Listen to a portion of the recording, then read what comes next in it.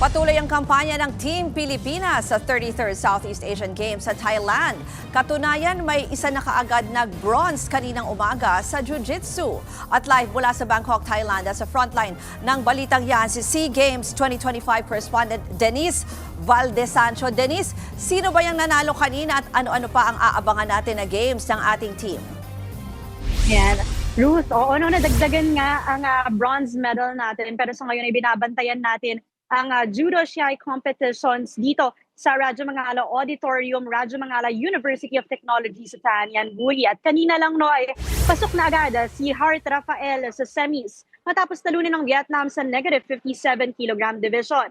Straight to the semifinals na rin si Daryl John Mercado sa negative 55 kg division at tinalo niya ang pambato ng Myanmar. Samantala, aabangan naman natin kung aabanti rin sa semi sina Easy Pabulayan at Gabriel Benedict Kitain para sa negative 70 at negative 73 kg division.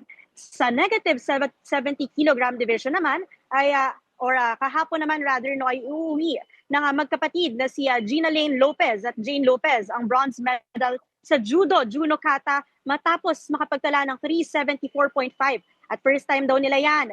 Taos-puso ang pasasalamat ng magkapatid sa suporta ng mga Pinoy sa kanila. Malaking tulong daw ito para sa sport at mga atleta at hiling nila na sana ay tuloy-tuloy yan. Maya-maya lang malalaman din natin kung sino ang didiretso sa finals na kaagad susundan ng awarding ceremonies.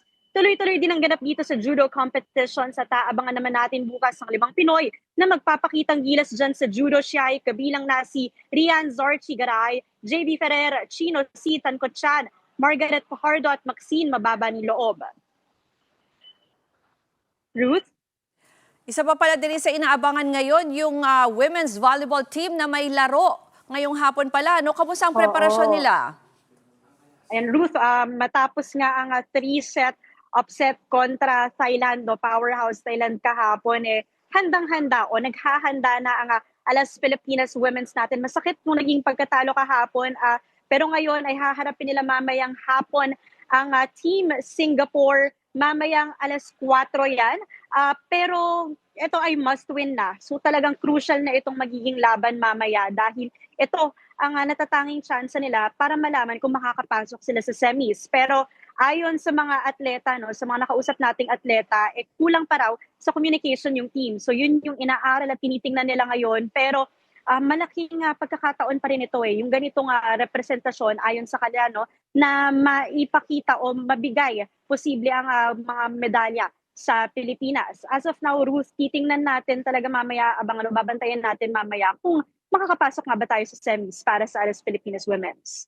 Yung isa pa, Denise, ang ating tennis superstar na si Alex Ayala. Kailan ba ang kanyang game?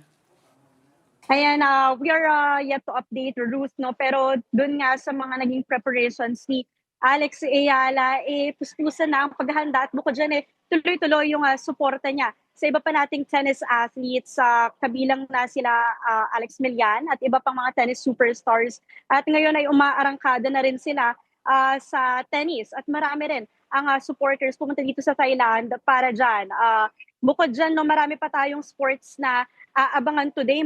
Marami-raming Olympian ang sasalang ngayong hapon tulad na lang ni Lauren Hoffman sa athletics. At aabangan din natin si Reggie Bacyadan sa negative 70 kg division ngayong araw sa boxing.